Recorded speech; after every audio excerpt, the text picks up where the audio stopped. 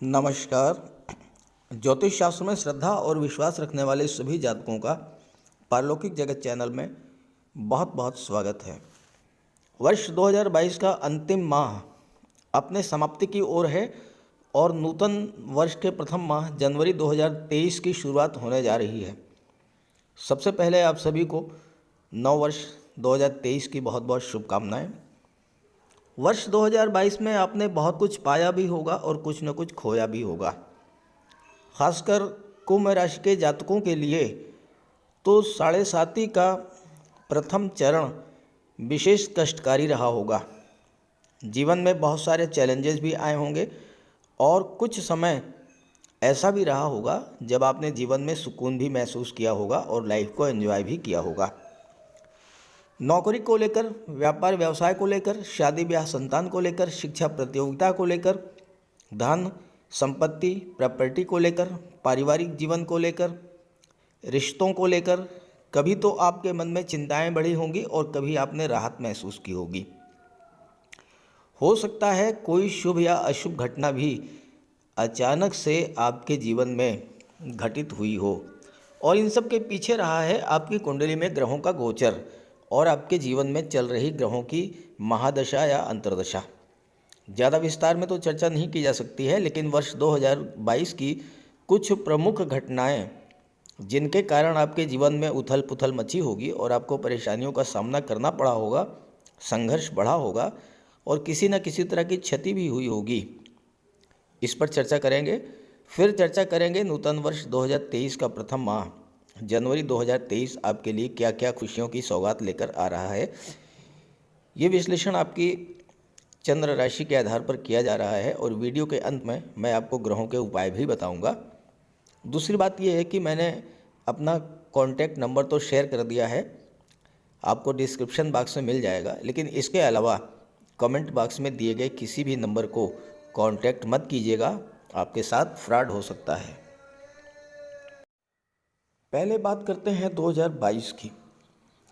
देखिए, वैसे तो 2022 पिछले वर्षों से कई मायनों में बहुत बेहतर रहा।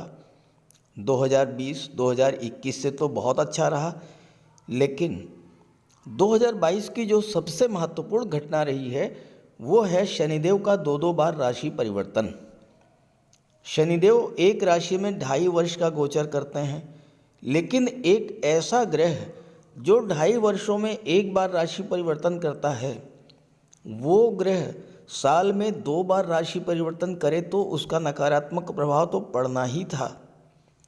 और ख़ास करके वो राशियां ज़्यादा प्रभावित हुईं जिन पर शनि की साढ़े साती या ढैया गतिमान थी, जैसे मकर, कुंभ, धनु, तुला और मिथुन राशि। और बीच में 2.5 माह के लिए मीन राशि के जातकों को भी साढ़े साती का प्रभाव झेलना पड़ा। 29 अप्रैल को शनिदेव राशि परिवर्तन करके कुंभ राशि में गए और कुंभ राशि में ही वक्री हुए थे और फिर 12 जुलाई को राशि परिवर्तन करके पुनः मकर राशि में आ गए थे। तो इस तरह से 2.5 महीने के भीतर 2 बार राशि परिवर्तन करना पूरे चराचर जगत में, पूरे मानव जगत में बहुत बड़ी उथल पुथल मचाने वाला रहा है। शनि के इस महापरिवर्तन का बहुत नेगेटिव प्रभाव पड़ा आप सभी के जीवन पर, क्योंकि शनि होते हैं कर्म के कारक और लाभ के कारक। जब शनि ही लगातार परिवर्तन की स्थिति से गुजर रहे हों तो कार्यक्षेत्र में तरह तरह की समस्याएं आई होंगी, कार्यों की गति मंद हुई होगी, काम में मन नहीं लगा होगा, बनते बनते काम बिगड़ गए होंगे या फिर आप कार्य की शुरुआत ही नहीं कर पाए होंगे। जब कार्य क्षेत्र प्रभावित हुआ तो लाभ प्रभावित हुआ। फाइनेंशियल क्राइसिस की स्थिति से आप गुजरे होंगे, आर्थिक संकट का सामना करना पड़ा होगा, खर्चे सीमा से अधिक बढ़ गए होंगे और ज़्यादातर पैसा आपको बीमारियों पर या व्यर्थ के कार्यों पर खर्च करना पड़ा होगा। अस्पताल या कोर्ट कचहरी के चक्कर भी लगाने पड़े होंगे।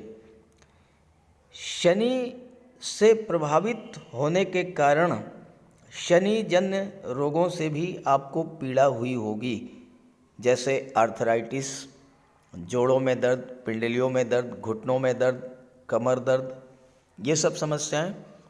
और सबसे बड़ी बात, शरीर में थकान, काम में मन न लगना, बिला वजह की बहसबाजी, कार्यस्थल पर आपके विरुद्ध पॉलिटिक्स होना, बॉस या सहयोगियों के साथ संबंध खराब होना, ये सब हुआ होगा। हालांकि सबके साथ नहीं हुआ होगा, लेकिन जिनके जीवन में शनिदेव की महादशा या अंतर्दशा गतिमान रही होगी, उनके साथ कुछ न कुछ जरूर हुआ होगा। और ऐसा अगर हुआ हो तो कमेंट करके बताइएगा। इससे अलग हट करके भी कुछ हुआ हो तो भी कमेंट करके बताइएगा। अब आइए बात करते हैं 2023 के जनवरी 2023 आपके लिए क्या क्या लेकर आ रहा है। तो ये है कुंभ राशि के जातकों की कुंडली। पहले ग्रह स्थितियों को समझते हैं। जनवरी में 3 ग्रह राशि परिवर्तन करेंगे।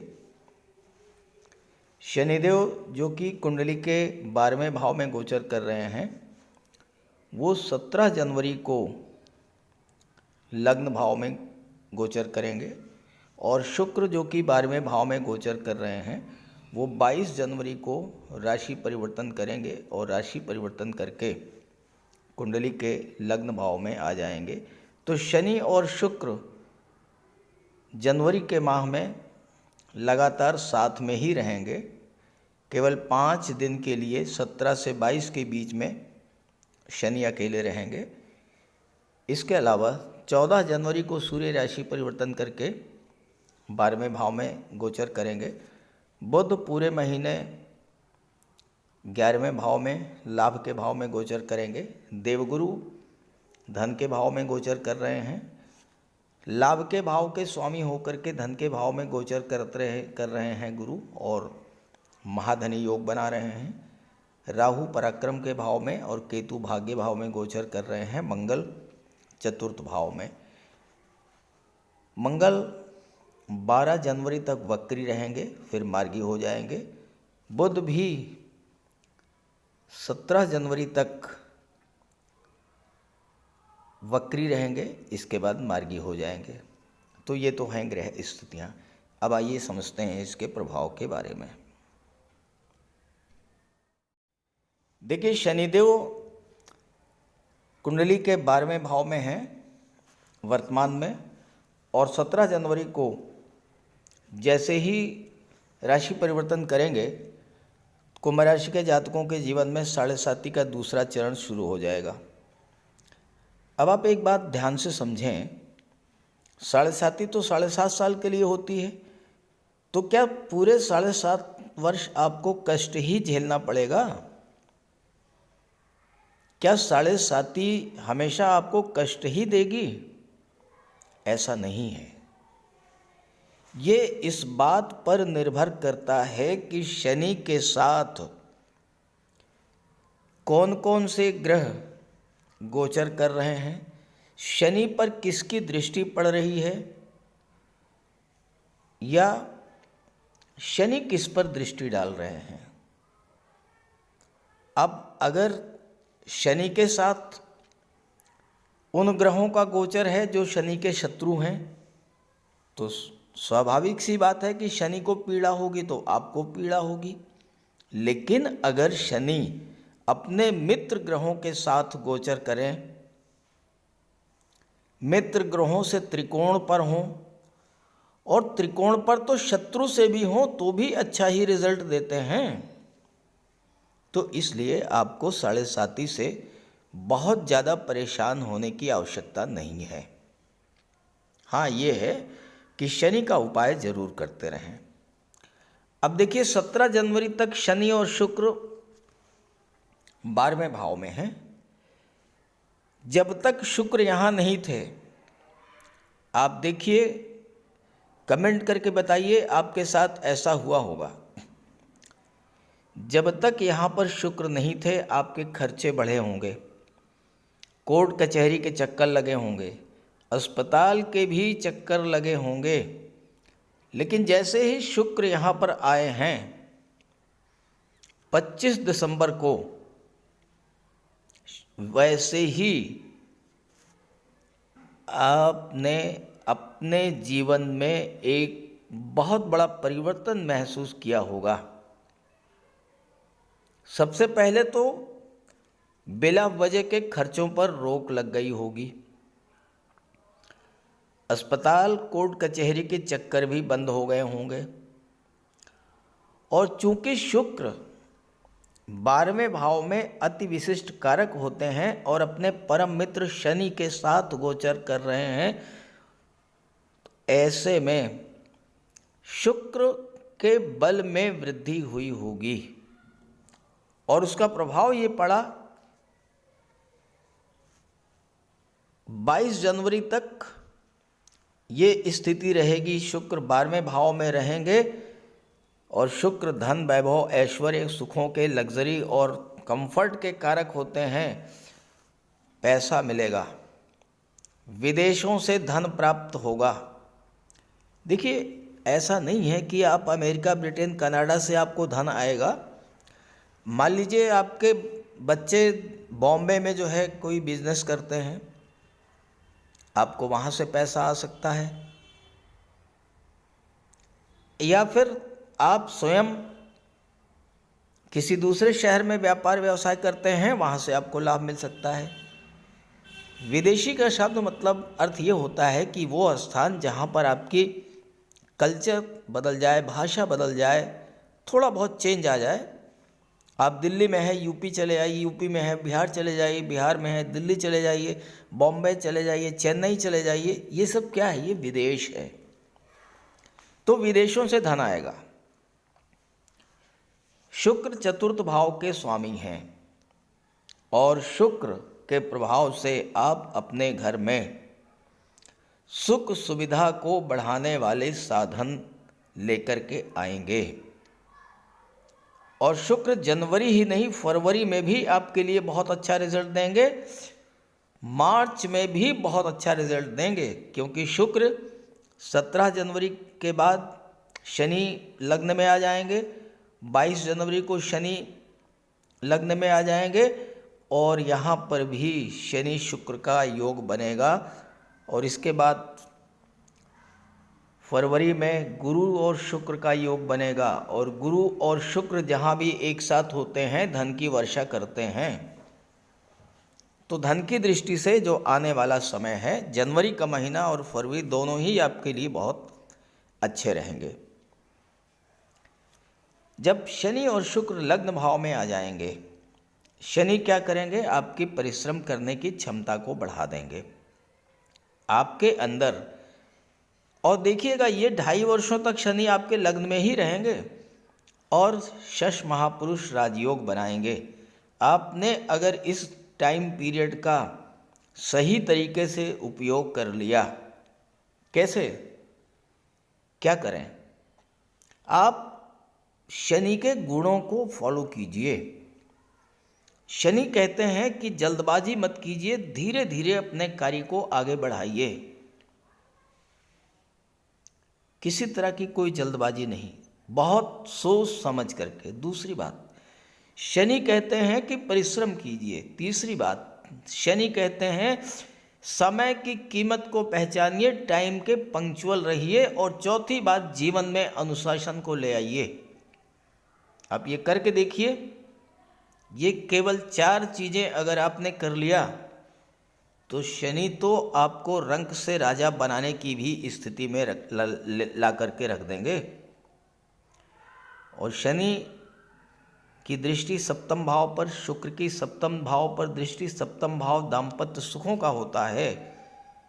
धन आएगा, परिवार में जो छोटी मोटी तनाव की स्थितियां थी वो समाप्त होंगी, लव रिलेशंस स्ट्रांग होंगे, क्योंकि बुध की दृष्टि पंचम पर पड़ रही है और बुध लाभ के भाव में बैठे हैं, तो लव रिलेशंस भी स्ट्रांग होंगे, विवाह के योग बनेंगे। और अगर पार्टनरशिप में आपका व्यापार व्यवसाय है तो उसको आप बुलंदियों पर ले जाएंगे। अब एक बात और आपको समझनी है, शनि यहाँ पर शश राजयोग बना रहे हैं, शनि के साथ शुक्र हैं, शुक्र भाग्य भाव के स्वामी हैं आपकी कुंडली में और सुख भाव के, तो भाग्य के सपोर्ट से आपके सारे बिगड़े हुए काम बन जाएंगे, रुके हुए कामों को गति मिलेगी और आप वाहन, प्रॉपर्टी, घर की सुख सुविधा को बढ़ाने वाले साधन ये सब क्रय करेंगे और विवाह का भी प्रबल योग बनेगा जब तक शुक्र यहाँ पर हैं। 22 जनवरी को शुक्र आ जाएंगे आपके लग्न में। यहाँ पर गोचर करते हुए शनि की दृष्टि राहु पर पड़ेगी और राहु पर शनि की दृष्टि पड़ना, राहु यहाँ पर 30 अक्टूबर तक रहेंगे और तीसरे भाव में राहु का गोचर बहुत ही शुभ माना जाता है, बहुत ही श्रेष्ठ फल देने वाला होता है। क्योंकि राहु क्या है, राहु एक्सट्रीम को शो करते हैं, आपकी महत्वाकांक्षाओं को शो करते हैं। आप कार्य क्षेत्र से ज़्यादा लाभ अर्जित करना चाहेंगे और आप लाभ प्राप्त भी करेंगे क्योंकि शनि की दृष्टि राहु पर पड़ रही है और राहु शनिवत व्यवहार करते हैं। तो कितना भी परिश्रम करें, कितना भी परिश्रम करना पड़े, आप अपने लक्ष्य को हर हाल में प्राप्त कर लेंगे। और शनि की दृष्टि दशम भाव पर पड़ेगी। दशम भाव से आपके कार्य क्षेत्र का विचार किया जाता है। अगर आप शनि से संबंधित क्षेत्रों में कार्य कर रहे हैं, आप रियल एस्टेट से जुड़े हैं, प्रॉपर्टी डीलिंग का कार्य करते हैं, कंस्ट्रक्शन का कार्य करते हैं, बिल्डर हैं, आर्किटेक्ट हैं, वास्तु से जुड़े हुए हैं, भूमि खरीद करके प्लाटिंग का कार्य करते हैं, तो बहुत ही अच्छा रिजल्ट आपको मिलेगा। जैसा कि मैंने आपको बताया, शनि से अगर उसके शत्रु ग्रह भी त्रिकोण पर हों तो बहुत अच्छा रिजल्ट देते हैं। 17 जनवरी तक आपके लिए एक बहुत अच्छा योग बनेगा। शनि और मंगल एक दूसरे से त्रिकोण पर हैं, 1 2 3 4 5। शनि से पंचम पर मंगल हैं और पंचम मंगल से नवम पर है शनि। तो शनि और मंगल जब एक दूसरे के त्रिकोण पर हैं तो एक दूसरे के बल को बढ़ाएंगे, एक दूसरे को एक्टिवेट करेंगे। तो उसका सीधा सा प्रभाव ये होगा कि आपको शनि से संबंधित और मंगल से संबंधित दोनों के शुभ फल प्राप्त होंगे। अब मंगल क्या है? मंगल आपका पराक्रम, पुरुषार्थ, आपकी ऊर्जा है। जब मंगल को बल मिलेगा, मंगल एक्टिवेट होंगे तो कार्य क्षेत्र में गति आएगी। कार्यों में जो मंदी की स्थिति बनी थी, व्यापार में जो मंदी की स्थिति बनी थी, वह दूर होगी। और ख़ास करके अगर आप मंगल से संबंधित कार्य कर रहे हैं, आप आर्मी में हैं, एयरफोर्स में हैं, डिफेंस में हैं, पुलिस विभाग में हैं, पैरामिलिट्री फोर्सेज में हैं, मेडिकल और सर्जरी के क्षेत्र में हैं, या आप फायर रिलेटेड वर्क्स करते हैं, इंजीनियरिंग या टेक्नोलॉजी के क्षेत्र में हैं, तो मंगल के प्रभाव से आपके कार्य क्षेत्र को नई गति प्राप्त होगी और आपको उसका लाभ भी प्राप्त होगा। मंगल की चौथी दृष्टि पड़ेगी कुंडली के सप्तम भाव पर और मंगल सप्तम भाव में या तो जीरो बना देते हैं या हीरो बना देते हैं। यह आपकी कुंडली में मंगल की स्थिति पर निर्भर करेगा।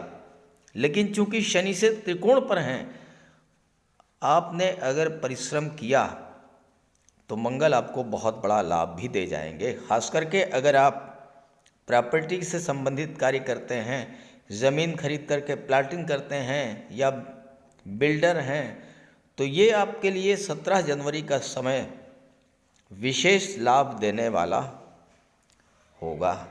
और मंगल की दृष्टि विदेश भाव पर भी पड़ेगी, लाभ के भाव पर पड़ेगी, तो आपको हर तरह का लाभ भी प्रदान करेंगे मंगल। चूँकि मंगल दशम के स्वामी भी हैं और दशम पर दृष्टि भी डाल रहे हैं, तो कार्यक्षेत्र के लिए मंगल का ये गोचर बहुत ही अच्छा रहेगा। हालांकि आपके स्वभाव में थोड़ा क्रोध और उग्रता रहेगी, तो ये तो आप पर निर्भर करता है, इसे आप कंट्रोल करें और फिर देखिए कितना अच्छा रिजल्ट आपको मिलता है। देवगुरु बृहस्पति धन के भाव में गोचर कर रहे हैं और लाभ के भाव के स्वामी होकर बैठे हैं। देवगुरु महाधनी योग बना रहे हैं, धन की प्राप्ति होगी। दूसरा भाव जो होता है, दूसरा भाव धन का भाव होता है, परिवार का भाव होता है, वाणी का होता है, आपके निवेश का होता है। परिवार में वृद्धि होगी, या तो किसी सदस्य का विवाह होगा या फिर संतान की प्राप्ति होगी। देवगुरु के प्रभाव से धन की प्राप्ति भी होगी और धन का संचय भी होगा, हर तरह का लाभ मिलेगा। छात्रों के लिए बहुत अच्छा रहेगा ये समय, क्योंकि गुरु की दृष्टि छठे भाव पर पड़ेगी। पंचम के स्वामी है बुध, जो लाभ के भाव में बैठे हैं सूर्य के साथ 14 जनवरी तक। तो छात्रों के लिए ये समय बहुत अच्छा रहेगा। स्पेशली जो छात्र बुद्ध से संबंधित क्षेत्रों में, वाणी और बुद्धि से संबंधित क्षेत्रों में जॉब के लिए प्रयास कर रहे हैं, उनके लिए विशेष सफलता का योग बनेगा 14 जनवरी तक। और जो जातक बैंकिंग, एजुकेशन या फाइनेंस सेक्टर में, कंप्यूटर, आईटी सेक्टर, कम्युनिकेशन या मैनेजमेंट के क्षेत्र में, इंश्योरेंस के क्षेत्र में, मार्केटिंग के क्षेत्र में, शेयर मार्केट में, इन सब क्षेत्रों में जाना चाहते हैं, उनके लिए ये समय बहुत अच्छा रहेगा। 14 जनवरी को जैसे ही भगवान भुवन भास्कर सूर्यदेव राशि परिवर्तन करेंगे, उन छात्रों के लिए जो प्रशासनिक सेवा में जाने की तैयारी कर रहे हैं, आईएएस, आईपीएस या सिविल सर्विसेज के लिए या किसी सरकारी सेवा के लिए, उनके लिए विशेष योग बनेगा। 14 जनवरी से 13 फरवरी पूरे एक माह तक सूर्य 12वें भाव में गोचर करेंगे और सूर्य की दृष्टि छठे भाव पर पड़ेगी। देवगुरु की भी दृष्टि छठे भाव पर। ज्योतिष शास्त्र का एक सिद्धांत है कि जब दो ग्रह किसी एक भाव को प्रभावित करें तो उस भाव से संबंधित फल प्राप्त होते हैं। अब छठा भाव क्या है? सरकारी नौकरी का है। गवर्नमेंट जॉब मिलने के प्रबल योग बनेंगे अगर आपकी जन्म कुंडली में सूर्य और गुरु मजबूत स्थिति में हुए, या सूर्य और गुरु की महादशा या अंतर्दशा आपके जीवन में गतिमान है। तो इस समय 14 जनवरी से 13 फरवरी के बीच का जो समय है, बहुत ही बेहतर योग लेकर के आ रहा है। एक और बहुत ही खूबसूरत योग बनेगा, राजयोग, केंद्र त्रिकोण राजयोग।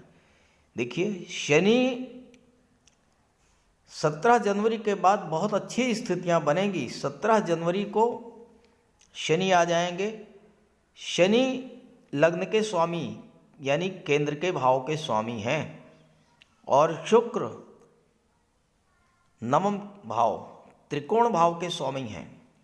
22 जनवरी को जैसे ही शुक्र यहाँ पर आएंगे, केंद्र त्रिकोण योग, विष्णु लक्ष्मी योग बनेगा आपकी कुंडली में। शुक्र और शनि धन का भंडार भरेंगे। ये बहुत ही खूबसूरत धन प्रदायक योग आपकी कुंडली में बनेगा और आपको धन प्राप्ति के नए नए अवसर मिलेंगे, नए नए सोर्स आपको धन प्राप्ति के मिलेंगे। और केतु और राहु, देखिए राहु 3rd हाउस में क्या करते हैं? राहु आपकी इंट्यूशन पावर को बढ़ा देते हैं। जीवन में आने वाले अपॉर्चुनिटीज को, अच्छे अवसरों को पहचानने की आपकी क्षमता बढ़ेगी और यही कार्य गुरु की पंचम दृष्टि भी करती है छठे भाव पर पड़ने से। तो आपकी इंट्यूशन पावर बढ़ेगी, आने वाले अच्छे अवसरों को आप पहचान लेंगे और आप उसका लाभ ले पाएंगे। और केतु भाग्य भाव में है और केतु की दृष्टि पड़ेगी आपके लग्न भाव पर। केतु धर्म अध्यात्म के मोक्ष के कारक होते हैं। इस गोचर काल में आपकी रुचि धर्म अध्यात्म में बढ़ेगी और हो सकता है कि आप किसी तीर्थ यात्रा पर, किसी धार्मिक यात्रा पर भी आप जाएं। पिता का पूरा सहयोग मिलेगा। आपके पिता ही आपके मार्गदर्शक बनेंगे, आपके गुरु बनेंगे और आपको जीवन के हर क्षेत्र में आगे बढ़ने का मंत्र देंगे, रास्ते बताएंगे। सफलता के मार्ग पर कैसे आगे बढ़ा जाए, इसके लिए आपके पिता ही आपके मार्गदर्शक बन करके आएंगे। और आपको भी ध्यान रखना है, जितना ज़्यादा से ज़्यादा आप अपने आप को धर्म अध्यात्म से जोड़ेंगे, जितना आपकी ईश्वर में आस्था बढ़ेगी, जितना ही अधिक आप दान पुण्य करेंगे, गरीबों की मदद करेंगे। और अगर आप नहीं कर सकते हैं, कुछ मत कीजिए, किसी अनाथालय, वृद्धाश्रम, विधवाश्रम, कुष्ठ आश्रम या अस्पताल में चले जाइए। आप उनके दुख दर्द को महसूस कीजिए, कुछ समय दीजिए वहाँ पर, इतना ही कीजिए। देखिए, साढ़ेसाती का कोई प्रभाव आपके ऊपर नहीं पड़ेगा अगर आप ऐसा करते हैं तो। साथ ही साथ जिन ग्रहों की महादशा या अंतर्दशा आपके जीवन में गतिमान हो, उससे संबंधित आप उपाय भी कीजिएगा। तो चलिए बात करते हैं उपायों पर। किसी भी जातक की कुंडली में बनने वाले राजयोगों का संपूर्ण लाभ उसे तब मिल पाता है जब राजयोग बनाने वाले ग्रह कुंडली में मजबूत स्थिति में हों। और ज्योतिष शास्त्र में ग्रहों को बल प्रदान करने के लिए उपायों की व्यवस्था की गई है। तो अगर आपकी जन्म कुंडली में राजयोग बनाने वाले ग्रह कमज़ोर स्थिति में हैं, अंश बल से कमज़ोर हैं, तो ग्रहों का उपाय ज़रूर कीजिए। इससे ग्रहों को बल प्राप्त होगा और आपको राजयोग का संपूर्ण लाभ प्राप्त हो पाएगा। सबसे पहले मंगल की बात करते हैं। इसके लिए बजरंगबली की उपासना कीजिए, हनुमान जी की आराधना कीजिए, हनुमान चालीसा का पाठ कीजिए, हनुमान जी के मंदिर में जाकर के उनके चरणों में बैठिए और उनके चरणों का सिंदूर अपने मस्तक पर धारण कीजिए। मंगलवार के दिन स्नान के बाद लाल वस्त्र धारण कीजिए, मंगलवार का व्रत रखिए। हनुमान जी को सिंदूर में चमेली का तेल चढ़ाकर, तेल मिला करके अर्पित करें। हनुमान जी को चोला चढ़ाएं और मूंगा धारण कर सकते हैं, लेकिन किसी योग्य ज्योतिषी से परामर्श लेकर। और मंगलवार के दिन लाल वस्त्र, गेहूँ, गुड़ और तांबे का दान करने से भी मंगल को बल प्राप्त होता है। जहाँ तक देवगुरु की बात है, देवगुरु बृहस्पति को प्रसन्न करने के लिए गुरुवार का व्रत रखिए। 5 गुरुवार, 11 या 43 गुरुवार का व्रत रखें। घर में केले का एक वृक्ष लगा लें और उसकी सेवा करें। स्नान करते समय पानी में हल्दी या केसर मिलाकर स्नान करें और हल्दी या केसर का तिलक लगाएं। भूल करके भी गुरु, साधु, संतों का, माता पिता का अपमान ना करें।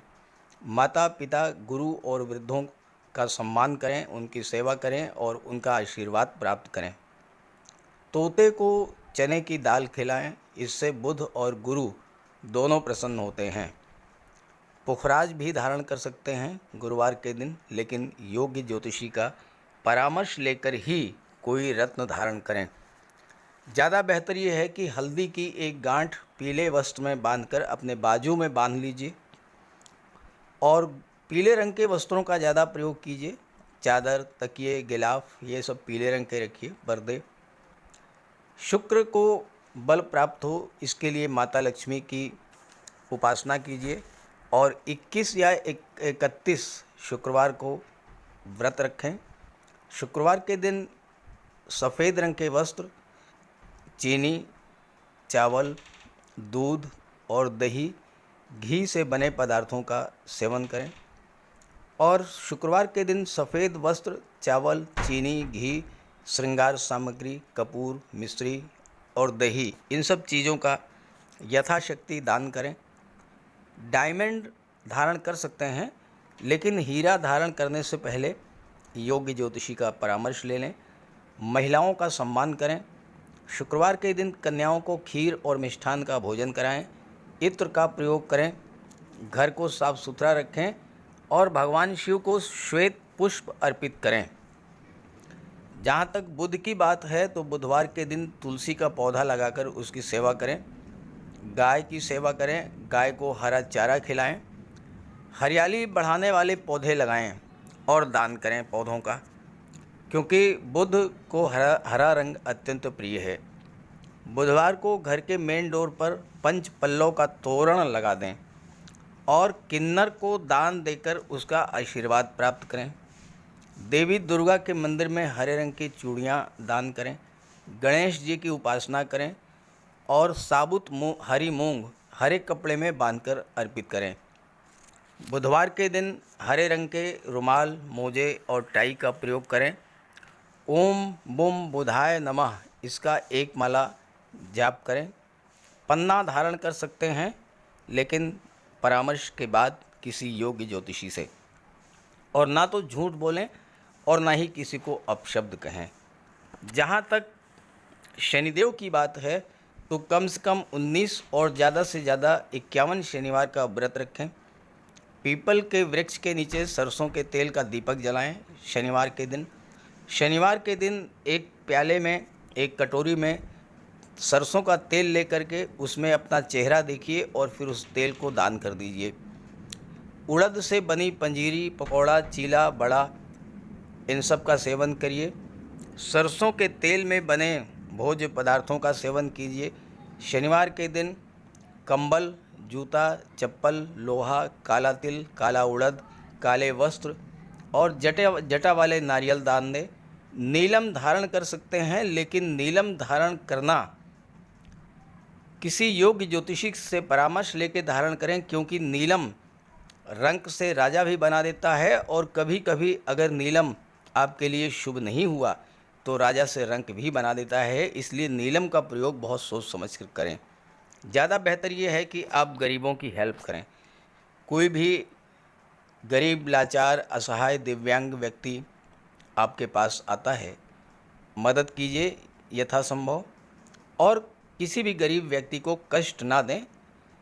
साथ ही साथ ऐसे कार्य ना करें जो कि शनिदेव को पसंद नहीं है।